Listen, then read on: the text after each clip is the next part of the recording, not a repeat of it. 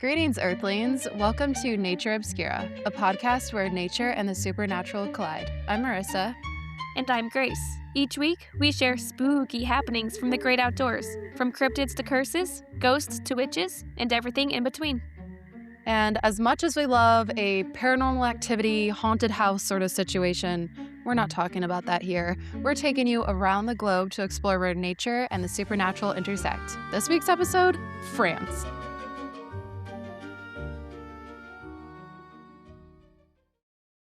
Going into this episode, I didn't know anything about France, so I am so excited. And hopefully our listeners from France will be equally as excited. How has your past week been? It's been a little different because we had to skip a week of recording. Yeah, I did because you were in Louisiana. That's so exciting. My week was really good. Just I got to hang out with the family, which was just really nice with work and everything. It can be a lot. So getting to just relax at home with the baby and my cat and my husband, of course.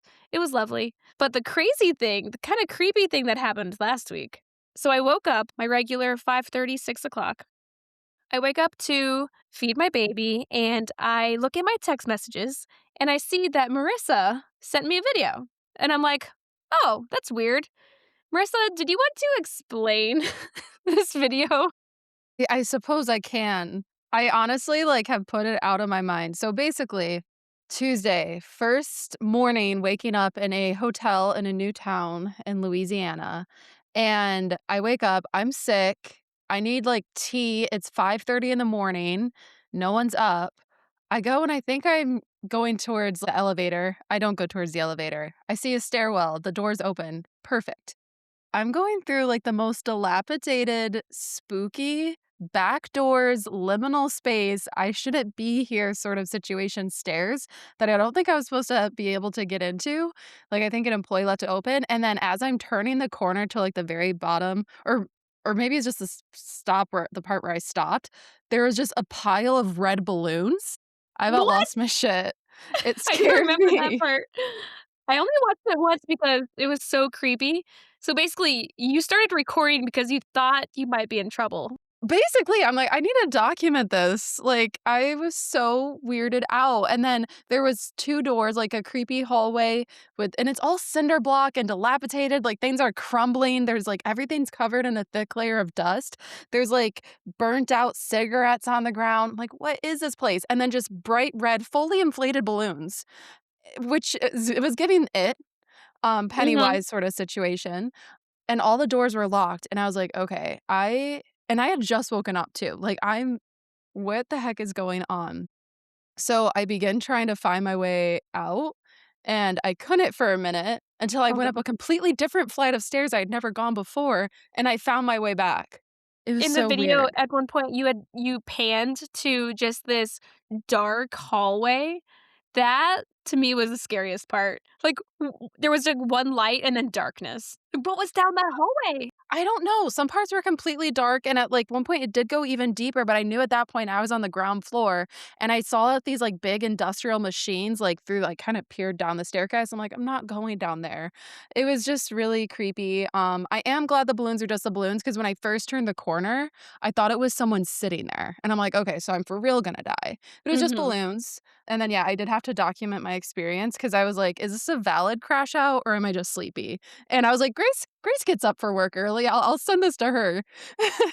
It was scary to watch. I was nervous for you. I appreciate it. You were the only one that knew. So, but yeah, it was interesting, Other to than say the that, how least. was your week in Louisiana? It was really great. Only regret, swamp tour just didn't work out, just did not could not get the timing right. So I didn't do a swamp tour, which is a little sad, but just it was amazing getting to go all around the city, hopping on and off the trolleys, the buses. It was a lot of fun exploring. A great melting pot of cultures. Went to the Voodoo Museum, went to a lot of kind of voodoo shops and specialty shops, did some tours. I have an update for you on egg reading. Yes. Yes. Okay. So we go into what I can describe as only one, like the only like metaphysical shop that's down there that like wasn't voodoo. I'm walking in with our friend Katie, and it's just a group. It's a tiny shop filled with books, and these like four people hovered around in a circle. Immediately, I'm like, "Eh," and I want to walk out and turn around because now I'm going to feel obligated to buy something and talk to people, and I don't want to do that. Mhm. Mhm. I proceed because they're nice and they're saying hello. We're perusing the books. So I asked, they're like, "You have anything for particular?" They kinda kept asking, so I was just like, "Do you have anything about reading eggs?" You specifically asked that, I love it. I did because I was like, they wanted me to ask something, so I was like, "Let me ask." Basically, I talked to the woman that owned the shop, and she's like a practicing witch, like, she was very serious. And basically, she was saying it's mainly passed down through oral traditions, and it's hard to find things involving egg reading, I guess. He was probably so excited that you asked. Yes, I think so, and she was actually telling me, and this is something I didn't know, she wasn't talking about just doing, like, putting the egg in the water and floating it, doing egg cleansings. What? Like, you crack an egg over your head? No. So you basically wave the egg around, like, your body, like, you're circling all around the person's body, like, getting out the bad energy. So you're, like, cleansing the body and the soul, and then you crack the egg into the water, and then what that egg reveals, like, the coloration of it, tells you what they expelled from your body. That would be so alarming. Yeah, so if it's, like, just a little bit cloudy, you got a little bit of bad stuff pulled out, nothing major. If it's, like, black, then you I don't know, you had a You have demon in bigger there or something. issues. Yeah, you had something really bad and maybe also, I don't know, get some checkups done, I don't know. And then if it's clear, like, you're fine, but it was nice that we did it anyway, like, good it's a good cleansing. So I got some more info there. I also found out it was kind of a little intimidating, just perusal online for fun. I was looking up different, like, religious books, and one I always hear about is, and I might be saying his first name wrong, I only said his last name, Aleister Crowley, who is apparently very good big in, like, the Wicca or witchcraft, and apparently if you're looking into getting that stuff or wanna know more about the history or the craft, get his books. I said his name out loud in that bookshop, and I accidentally said Crowley. It was not good. What do you mean? What was their reaction? She was nice, but she was I don't know if she was nice. I was a little scared. She was stern. And I was just like, "Oh, well, because I've only ever heard Crowley from Supernatural, like, I'm gonna be honest, that's my only association with the spelling, so I'd never heard it said out loud. I've only read it because I mentioned it to Katie, "Oh, hey, I heard that Crowley's a good," and she's like, "It's not Crowley, it's Crowley." And I was like, "Oh," and I, like, making light, I'm like, "Oh, okay, thanks for letting me know," like, again, Supernatural. And she's like, "Crowley rhymes with foully. Crowley rhymes with holy." And I'm like, "Yes, I understand." And then we went into this other back room, and they were showing us this, like, altar they worshipped, and we're like, "Okay, cool." And then I, like, said a couple other things on the way out, thanked him again for the Crowley pronunciation correction because I didn't want her to hex me or some shit. Not Right. that all witches hex people and stuff, I'm not trying to but they were like it wasn't like, "Oh, haha," it was like, "That was grilled into our head and our learning, so we have to correct it, and people will get very bothered if they hear you say it." So, anyone anyone listening to this, if you know of the author or practicing witch that I'm talking about, it's Crowley, not Crowley. Do not say it the other way. People will get offended and they'll know you're like a newbie poser witch. Sorry. You are doing our listeners a huge service, and me, thank you. You're welcome. You're welcome. It was a really good experience. What about the cemetery? Cemetery was fun. Grace, I'm not gonna lie, I did bring that headlamp because I was worried I couldn't see, and I forgot the headlamp in my luggage, and I will not lie, I could not see very well, No. and I just wanted to read the graves. I just Yeah. wanted to but it was still really fun. We covered a lot of stuff that, like, wasn't in the tour officially and even added on some stuff, so, yeah, I was excited to kinda have some of that background knowledge. I do have a nature thing. Oh, yeah. Sorry, it's going a little long, but No, it's I okay. have to tell you this. I'd never heard of the black-bellied whistling duck. Have you? Yeah, I know of it because it's a perching duck. It is, and I was weirded out. So they before Katie's flight literally arrived over 24 hours late. Like it was a Friday the 13th situation, but it wasn't Friday the 13th. She'll have to tell you about it later. Gosh. Anyway, I spent the first day and a half alone. So I'm just bopping around the streets of New Orleans and I go to the park. I thought these birds were, like, domesticated because there's so many. I'm not joking when I say thousands, like, at No, least 3 to 5,000. I took both Katie there a different day and then our coworker the 3rd day. Like, I went there 3 separate times to be like, "Check out these birds. There's so many." They're like a cross between a waterfowl and a shorebird. For the listeners who don't know, look them up, black-bellied whistling duck. They're cute, they're petite, they got long legs, and they perch in trees. And they like to, like, perch on top of logs, and you wanna know what else they like to perch on? yeah, Turtles that are basking on those logs! and you saw that? Yes, I saw it through my binoculars, I'll send you a photo, I took a picture, I was, like, trying to do some, crazy scope situation, but I saw it 3 different times, That and the is turtles so just don't care. cool. It was magical, that was a highlight of New Orleans for me for sure, was just those ducks, it brought a lot of joy, I guess they're only there during the winter months in New Orleans. Really? I love that. Oh my gosh, I've only ever really heard about them. I learned about them in my ornithology class in college, and wow, that's so awesome that there are so many. I wouldn't expect that.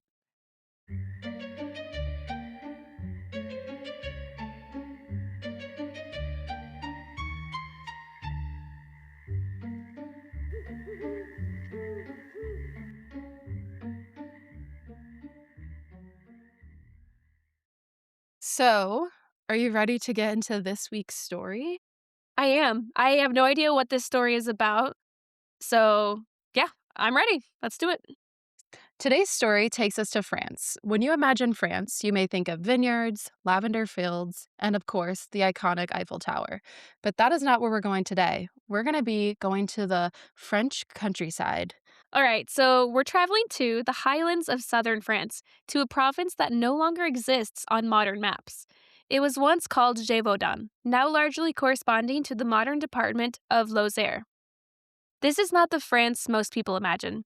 Here, the landscape is rugged and remote. Scattered farmhouses sit miles apart from one another, surrounded by open fields where skylarks and corn buntings drift over the grasslands.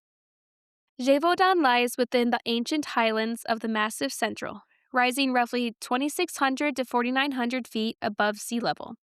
The terrain is shaped by volcanic forces, basalt formations, rolling uplands, deep river valleys, and broad granite plateaus. Marissa, I added a photo of the basalt formations. Can you describe it for the listeners who don't know what that is? So, I too didn't know what a basalt formation is, but okay, I see now what it feels like when I put you on the spot to describe a photo. I would say it's like square towers that look a little bit like abstract art, and they're all piled on top of each other, almost looking like a cliffside, but very strange. It is strange. It almost looks like stepping stones to me, like stairs in a weird Yeah. way. But these basalt formations are created when magnesium and iron-rich lava cools and then solidifies on the Earth's surface. And as the lava cools, it shrinks and cracks into this striking geometric pattern of vertical hexagonal columns known as columnar basalt. The soils here are thin and acidic, creating peat bogs and wet heathlands in poorly drained basins. Many of these bogs are ambrotrophic, meaning they are fed almost entirely by rainwater rather than groundwater. Low oxygen levels slow decomposition, allowing layers of partially decayed plant material to accumulate over thousands of years. The result is a windswept, open landscape dotted with saturated ground and dark pools that shift with the seasons. The climate here can be harsh. Winters are long, marked with heavy snowfall, dense fog, and relentless winds. Summers are brief and cool, and during the colder months, food becomes scarce, leaving livestock increasingly vulnerable, and predators are forced to seize every opportunity for survival. Dense forests of beech and fir blanket the uplands. Their thick canopy provides shelter for a wide range of wildlife. Gray wolves roam these forests alongside wild boar, red foxes, European badgers, and European hares. Among the deer species, roe deer are the most common. For listeners in the United States, imagine a white-tailed deer, but smaller, typically weighing between 35 and 75 pounds, with a reddish coat and short antlers that grow straight upward rather than branching outward, like the white-tailed deer. They are often solitary or found in small groups, making them more vulnerable to predation. In contrast, the red deer is massive and the fourth largest deer species in the entire world. I don't even know what the largest is. Would it be I just a don't wanna caribou? know if it's over 500 pounds or something, and it's the 4th largest. Whales can weigh like 530 pounds, and they carry massive branching antlers. Huge. Think of the stag from Game of Thrones, like House Baratheon. Mm. It's one of those. Oh my. Above the forests, northern goshawks and golden eagles circle overhead, scanning the ground for prey. Eurasian jays flash between trees, while tawny owls move silently through the woodlands at night. The tawny owl, a strictly nocturnal and highly territorial species, is known for its classic two-part hoo-hoo call echoing through the darkness. Rather than building nests, they occupy natural tree cavities or abandoned nests left behind by other birds. And I added a picture of the Eurasian jay. So cute. So cute. It's a runner up for my top jays. It's really cool. It has kind of the, mustache of sorts of, like, the flicker, but the shape of a yeah, like a J. Huh, When I that's really first neat. saw it, I actually had to look it up because I was like, is this an actual corvid? And it is. Hmm, the beak shape is different. So, this is a land that was shaped by isolation. It's wild, sparsely populated, and ruled as much by nature as by the people who tried to live within it. So, for today's story, we're transporting back in time nearly 250 years ago to France in 1764. The country was exhausted financially and likely mentally after the Seven Years' War, a global conflict that resulted in France losing some territories. Quick side note, I actually read that some referred to it as the First World War. I don't know, because World War One, I don't know. But I'm like, okay, now how many actual world wars were there before World War One? I don't know. Did not go down that path. That's not this podcast. But that's just a little fun fact for you. So the southern countryside of France was having a particularly rough time. Not only are they dealing with the aftermath of the Seven Years' War, but the villagers of the area were claiming a monstrous or even demonic creature was attacking people in the nearby fields. Today, we are talking about the Beast of Gévaudan. In June 1764, the first attack occurred when a large unknown animal had attacked a young woman tending cattle and survived only because the bulls in her herd had drove the abhorrent animal away. The creature that attacked her was described as, quote, like a wolf, yet not a wolf. Just a short time later, villagers discovered the horribly disfigured body of Jean Boulet, a shepherd whose flock was left unharmed despite her own throat being shredded to pieces. Oof. By July of that year, a third attack had already occurred. A teenage victim died of her wounds, reportedly falling and dying into the arms of surrounding villagers. She was unable to tell the villagers of what exactly attacked her before she succumbed to her injuries. The attacks continued, and they were violent and deadly. The Bishop of Mende and also the Count of Gévaudan tried to pray the issue away and urged the followers for penance on New Year's Eve, 1765. According to History.com, the commandment was actually named under the Bishop of Mende. All the priests had announced this commandment, who described the beast as being sent by God to punish men for their sins, and even quoted Moses's biblical threats, quote, I will arm the teeth of wild beasts against them. For the next 3 Sundays, prayers of 40 hours devotions were held. Yes, and that is exactly what it sounds because I had to look into that. It's praying for 40 hours straight, 3 Sundays in a row. How does one even do that, honestly? I don't know, and I don't want to know. Like, do they provide food? Are there bathroom breaks? Do you get to sleep? I hope yes to all of the above, but I'm really not sure. And aren't Sundays supposed to be like the holy day of rest? So I don't know. It was really interesting to me that all these awful things are happening both in the country, tensions are high. This is a poor rural village. And the bishop's just like, it's actually your guys' fault this is happening. You guys just need to pray more and you need to like say what your sins are so we can make this beast go away. But that's just a sign of the times. Unfortunately, the prayers and the penance did not work, and in January of the next year, less than about 4 weeks later, Jacques Portefeuille and his friends were tending their livestock when the supposed creature came and attacked. Thankfully, they were able to fend the monster off. The story in particular took off, and the news of a monster picking off victims of the village spread all throughout France and even reached King Louis XV, who was so moved by the story, he provided the friend group financial support. Did you say friend group? Yeah, he had like his group of friends with him. So he's like, all of you, I'm giving you money. And they even actually paid for Jacques' education. Okay. So here we have an illustration showing Jacques Portefeuille and his friends subduing the beast. Looks insane. It looks like a bunch of children attacking a wolf with sticks and a knife? Yeah, like bayonets of sorts. They, I guess, were about 12 to 13 years old at this time. So the most famous incident of the beast took place just over a year after the first attack. Taking place in August 1765, Marie Jeanne Vallée and her baby sister were walking across a bridge in the village when the beast attacked them. Marie stabbed the monster with the bayonet affixed to a pole, essentially impaling the creature, and ran off with her sister. The incident actually earned Marie the title of the Maid of Gévaudan. She even has a cool statue commemorating her heroic act in France to this day.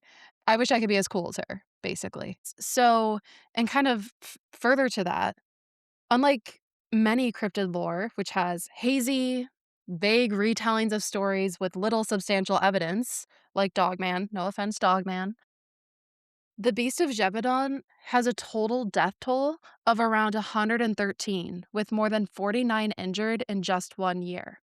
And this was heavily publicized, not only just in France, but around the world. And we're sure it's not just a regular wolf? We're not sure, but there's a lot of confusion and on how it could just be a regular wolf, based on the frequency of the attacks and the way it attacked the victims, as Well, well and as when we get into some of the descriptions. it seems like it's not eating them, It's tearing out their throats, a lot of them, so it's which just is also killing them. weird.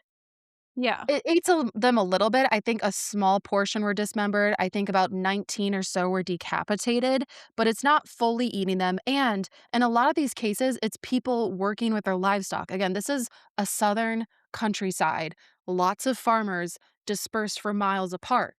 A lot of animals for them to more easily attack, they will kill the human and leave the herd animals untouched, and that's just does not make sense for a wild wolf. Yeah, specifically, it's going after women and children. You'd think if it was a wolf that had a taste for human, it would go after anyone. But even Exactly. then, it's just not worth the risk, you know? No, not at all. Just one newspaper at the time, Courrier d'Avignon, published 98 stories on the beast alone. So this was a hot topic. People were tired of talking about the 7 Years' War, tired of talking about the territories they lost. They needed something else to fill their time and their minds, and that was the Beast of Gévaudan. Apparently, according to the different newsletters and things across the media, the beast had selective taste, like I mentioned, preferred human prey over the livestock. It would occasionally attack the lone male, but again, really liked women and children. Some of the attacks were just so prevalent, happening so quickly one after the other, that some speculated there were at least two beasts roaming the area. It was described as being able to walk on its hind legs, its thick fur able to repel bullets, with fire in its eyes, and be able to come back from the dead. It also was Mm, an amazing leaper. Its appearance was further described at the time as follows, quote, reddish brown with a dark ridged stripe down the back, resembles a wolf slash hyena, but as big as a donkey. Long gaping jaw, 6 claws, pointy upright ears, and a supple furry tail, mobile like a cat's, and can knock you over. The cry sounds more like a horse neighing than a wolf howling. that is such a bizarre description. So, it very strange, and there's a lot of strange illustrations of the different encounters and different accounts of what people thought this beast looked like. So here is one glorious illustration from France, and I just don't even know how to describe it. Can you try, Grace? Yeah, it kind of looks like a mix between a cat with that long tail and sharp teeth, and, the eyes look kinda derpy, to be honest. Kinda looks like a wolf in the face. The hands are kind of weird. I don't know, what really got me was the fact that it's the size of a donkey. That's alarming. It's just strange. So the beast was actually described as an ambush hunter, which stalked its prey and grabbed its victims by the throat. Like I mentioned, wounds were found on victims typically were confined to the head. A lot of throats were torn out, and they also kind of attacked at the limbs. The body, it seems like the central torso and stuff, seemed to be left alone. Apparently, not only did the beast like to rip out throats and decapitate some of its victims, it reportedly also liked to drink its victims' blood. Do wolves or wild animals do that? I mean, they don't do that. I don't know, I bet they would lap it up if they could. Yeah, I guess, yeah. Are we like vampire sucking blood? No. Lapping it up because protein and liquid, sure. Right. So stories grew around the otherwise quiet countryside, and bounties were offered by hunters who combed the area for the creature. With one group apparently hearing of a sighting of the beast after someone had been mauled at Chateau de la Gnome. Hunters followed the animal and they flushed it into the open field and out of the woods. They all shot at it with their muskets, but didn't do anything. The beast fell, but it ultimately ran off. 'Cause it's bulletproof. It's somehow a bulletproof animal. King Louis XV sent soldiers and hunters to the remote region and even enlisted the services of Jean-Baptiste Duhamel, who aimed to recruit hunting parties. These were well-coordinated efforts with the groups thoughtfully composed of peasants, hunters, and soldiers alike. They would use gunmen and bait, and shockingly even use decoys. So they would actually dress men up as women to lure the beast out. Oh my god. Apparently, it didn't work too well. Also, though, I feel like men dressing up as women is kind of dumb. I mean, they might not have known at the time, but, like, pheromones, I feel like animals can tell if something's male or female, you know? Definitely, like, the pheromones, the scents, the posturing, like, they have that innate sense. The Beast of Gévaudan became one of the first ever media sensations, with reports even reaching Boston, Massachusetts. They were able to search for the beast at any time of day since the attacks occurred at random, and it was deemed the beast was not nocturnal. While the hunting groups and Duhamel's efforts killed wolves and other predators of the region, none were the Beast of Gévaudan, and the attacks continued. Duhamel was sent away in disgrace for his lack of resolution, and King Louis XV sent two renowned hunters, a father-son duo, to once and for all kill the beast. They attempted to find the beast using bloodhounds, who killed more wolves, but again, not the beast. Then came down Francois Antoine, the king's personal 71-year-old gun bearer. He's so old. I know, I was impressed. Isn't that like Yeah. 180 for the 1700s? Like, Yeah, he's crazy. ancient. He apparently killed the beast, a large male wolf, and brought it back to the king. The court decided they had solved the problem and moved on from the whole ordeal, despite new reports that there had been more attacks that December. Locals were left to defend themselves, and they also noticed some strange behaviors by this beast. This time around, the beast no longer showed any fear or hesitation around cattle like it had shown in the past. They were wondering if, maybe Antoine did kill a beast, but there was another.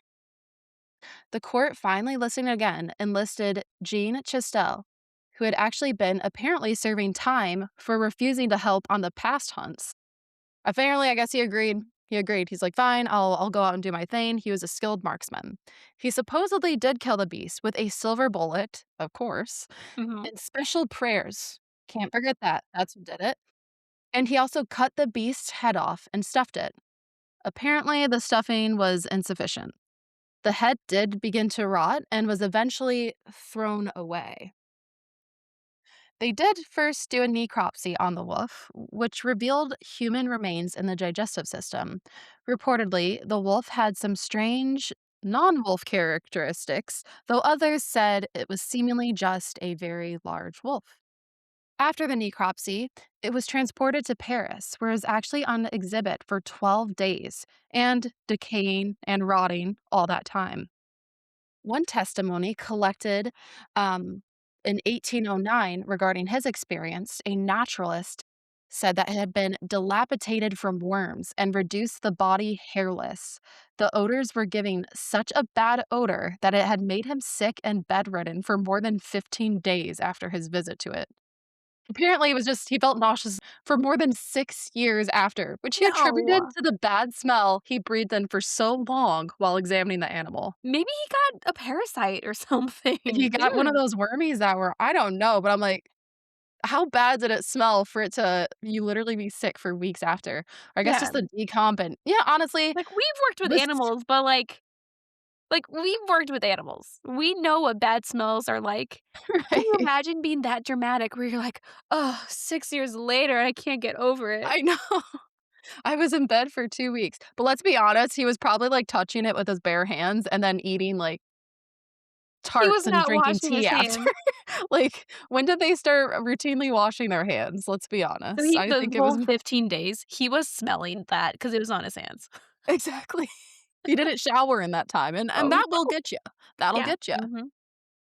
So, despite what seems like unlikely and strange events in France in this time between 1764 and 1767, it actually wasn't the first time there had been wolf or even werewolf concerns. The French countryside had been riddled with disappearances throughout the 1500s and 1600s. As a result, Parliament often approved werewolf hunts. They were conducted and often targeting social outcasts and loners, who may be different than the others, but that doesn't mean they're a werewolf. Coincidentally, these past events tended to be during times of significant conflict in the region and when tensions were high. Researcher John D. C. Linnell suggests that majority of the attacks were likely a variation of wolves, wolf dog hybrids, feral dogs, and similar. Among the most common theories of what the beast could be, if it truly were a beast, is that it was possibly an extinct prehistoric predator, like a bear dog, dire wolf, or hyodon. Though some scientists say it's implausible for such a large animal to evade detection for millions of years. I think And I that's agree with valid. yeah, I mean, it makes sense. How would they not know? because you would need a breeding population, which is more than 1 individual, more than 10, more than 20, you know? Otherwise, it would have gone extinct a long time ago, and people would have noticed if there was a species out there with a population that high.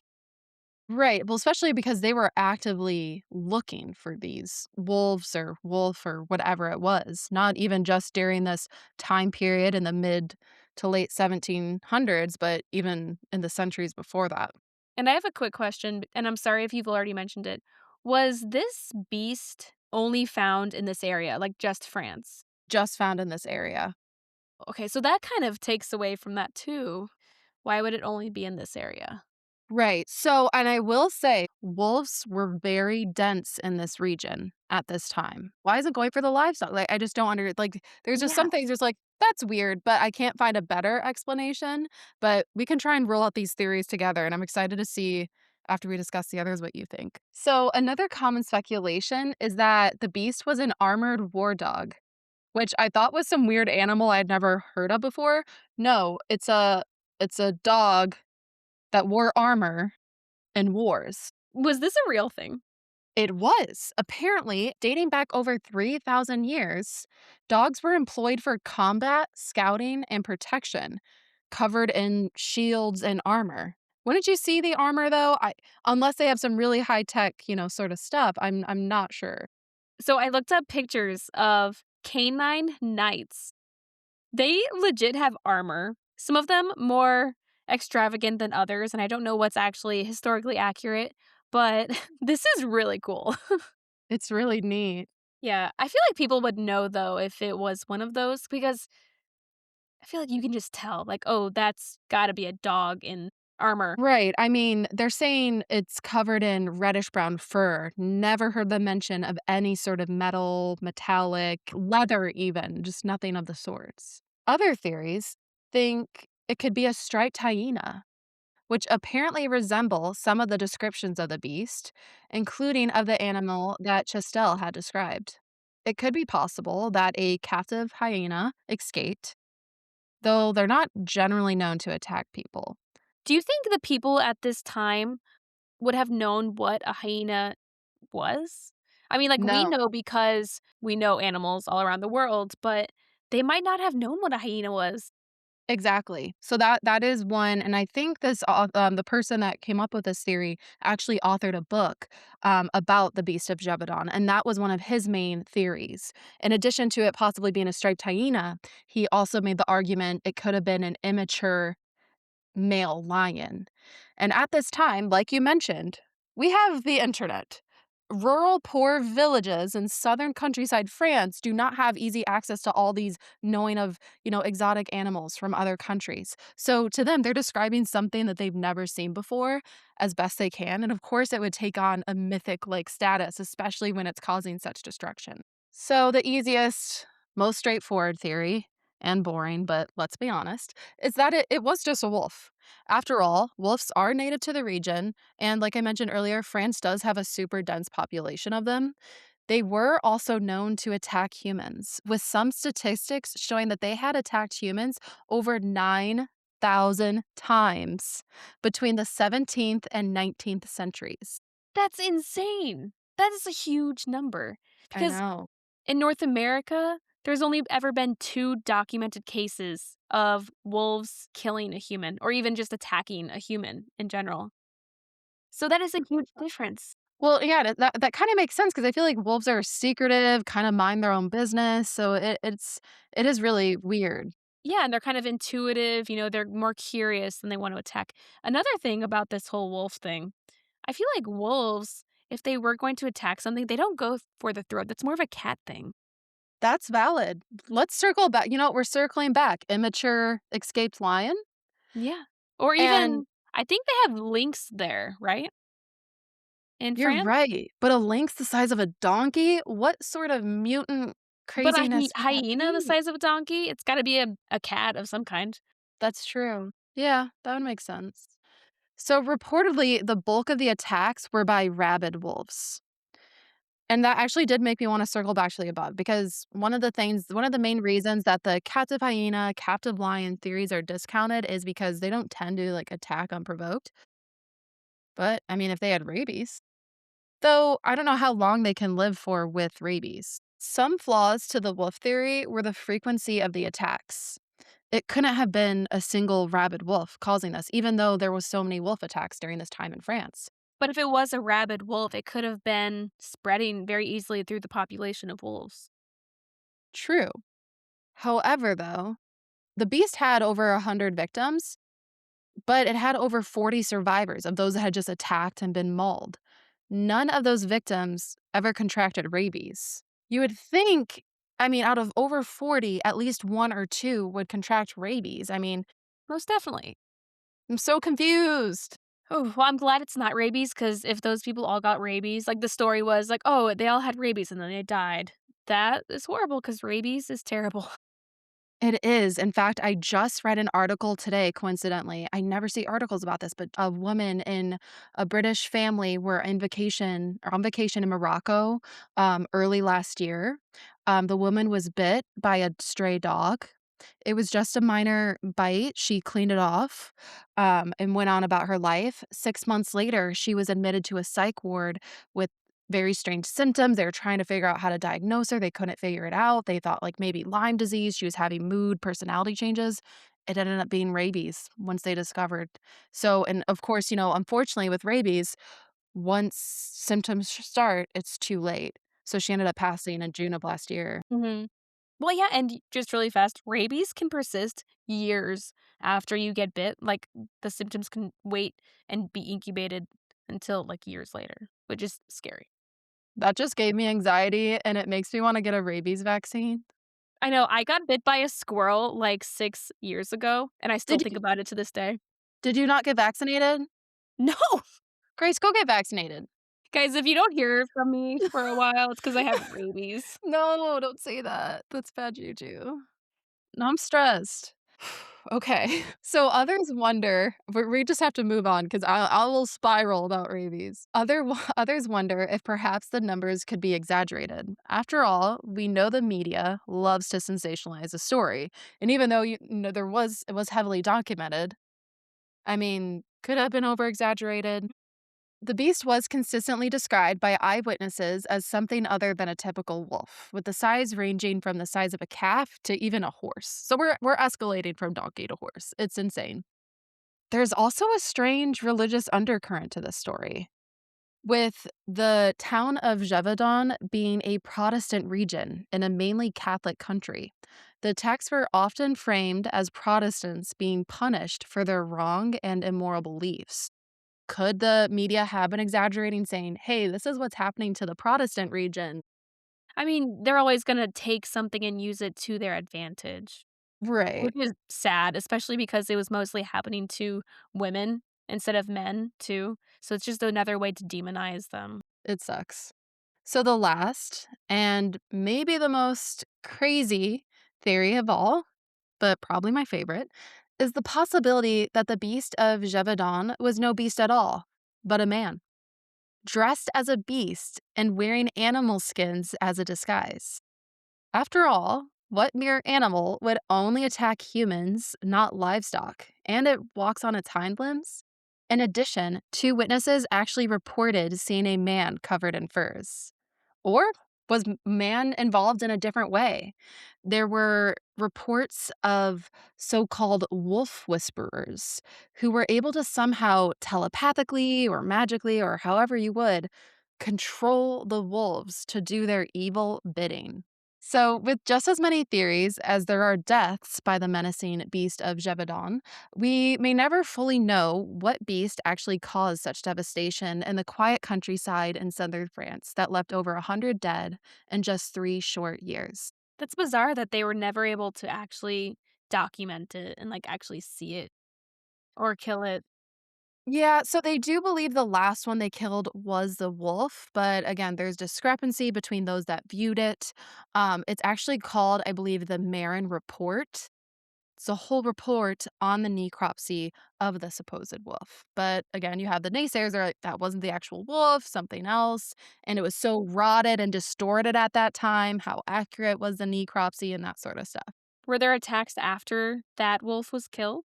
It sounded like not really, or it had died down greatly, like no more than the average wolf attack, or there were attacks that they could explain away by just a standard wolf. Yeah, the fact that they stopped eventually makes me think that it was some kind of wild animal. My best guess is a hyena, just because, like we said, the people there wouldn't have known what it was, but also, how would a hyena get there? Some, like, French nobleman with his big, nice house in the countryside he vacations at has, like, his own personal exotic zoo, and then his hyena gets out, causes havoc, and he's too scared to be like, "Oops, that's mine." He's like embarrassed. He like hears it. It's killing everyone. He's like, "Oh, that's weird. What is that?" He probably would get hanged. Like, Yeah. it was pretty dire. Someone's like, "Hey, wasn't that your hyena?" Mm-mm, mm-mm. It's not I my don't know hyena. what that What is is. that? Yeah, but then like the size, I don't personally, I don't think that it was a human. While, I'm sure many murders did happen back then. I feel like more people would have come out and said, "Oh yeah, it was a guy dressed in furs." And like, it was very strange. Just obviously seems like an animal to me. I agree with that, and I also think more people, except for just 2, who could have had some bad water to drink or had no water to drink, so they were just drinking wine or something, thought they saw a human, but more people would have reported seeing a human, especially with how many people supposedly laid eyes on the beast. Yeah, and I mean, a lot of people were killed. I know there have been serial killers that have killed a lot of people, but nothing like that. What was the overall count, body count? 119? That's a huge amount. Yeah. All right, so let's do the scare scale on this one. We're rating the scares tonight as 1, practically cozy, no worries in the world. 5, solid creepy, kind of scary, whatever. 10, nightmare territory. You're never going to emotionally recover from this if you see this creature attacking somebody. Like you're walking down the road, your friend gets attacked. Scare scale. What is it, Marissa? I'm gonna say 8 because imagine being a villager in the French countryside during this time. It's a small village. People are getting killed left and right. You just got done with a war. You're tired. You're probably not getting the proper nutrients. It's not good. Like, that's Yeah, just I'm imagining the witch horror film with, like, that soundtrack, but it's just a wolf coming and snatching up people instead of a witch, and I'm terrified, and I'm not a fan. yeah. No, I agree 100% on that. I would say probably an 8 or 9 for me because as women, we're constantly gonna be living in fear of going outside. Children, they're gonna get eaten, if they go outside. Can't have them go fetch a pail of water. Can't do anything. You just gotta stay inside. You already gotta deal with the male villagers. Now I gotta worry about a wolf attacking me too. Like, it's just one thing after another as a French village woman in the 1700s. It's just too Yeah. much. Your friends are just being picked off and you're like, "Oh, guess I'm next." It's yeah, it's a lot. Well, and like you said, these people, they're very spread out through the countryside. So they're not necessarily even talking to each other every day. It's kind of like, "Oh, hey, did you hear that Nancy down the road, don't know why I chose Nancy, got attacked by that monster or that beast?" It's just increasing impending doom and dread. Ugh. And you're just hoping every day, "Oh, I hope they catch that beast. I hope the king does something about this." I agree. That is scary. What do you think it most likely is? While I did the research, I was thinking probably just a wolf, but after we kinda discussed a little more, I really think it could be an escaped exotic animal, whether that is a hyena or a lion, because with wolf populations being so dense, these people would have known what a wolf looked like, and if they were so insistent it Mhm. wasn't a wolf, I believe that it wasn't a wolf. So I would say probably, yeah, some sort of an escapee exotic pet. One thing against the hyena thing, do hyenas don't have long tails, right? Hyenas do have a short, bushy tail. But, I mean, obviously, everyone's a little different. Everyone's account is a little different, but they were kind of saying it was a long tail. They were saying that it was a long tail, but everything else about it, honestly, to me, does resemble the creature that they And described. honestly, if you had never seen a hyena in your life, it looks demonic. Oh, for sure. That definitely looks like God sent it to because I, like, sinned, for sure. Yeah. And they do make pretty crazy sounds too. I had a lot of fun with this week's episode. It was a little different, little s definitely spooky, definitely naturey, definitely obscure, but it was fun traveling back in time. I love stories from, long ago, so it was Yeah, and cool. I also love traveling to different countries. Just learning about the nature and the topography of the area. So interesting. Right, those, basalt formations blew my Yeah. mind, literally, like, abstract art. It's gorgeous. Like I did research on how they're formed and all of that. I still don't get it. They're so beautiful and perfect. Well, thanks so much, everyone, for joining us on this week's episode of Nature Obscura. Make sure to follow us on Instagram and Facebook. We post photos of the things we talk about each week on our social media. And we try and post some other fun stuff on there too, as well as like sometimes short clips. You can email us at natureobscurapod@gmail.com. What do you think the Beast of Gévaudan was? Or do you have a fun story to tell? We would love to hear it. Also, don't forget to rate and review wherever you get your podcast. And tell a friend about us. If you don't, you might spend the Beast of Gévaudan after you. Ooh. Stay obscure, earthlings. Wait, I want to repeat that. I sounded bored, which I'm not, but stay obscure, earthlings.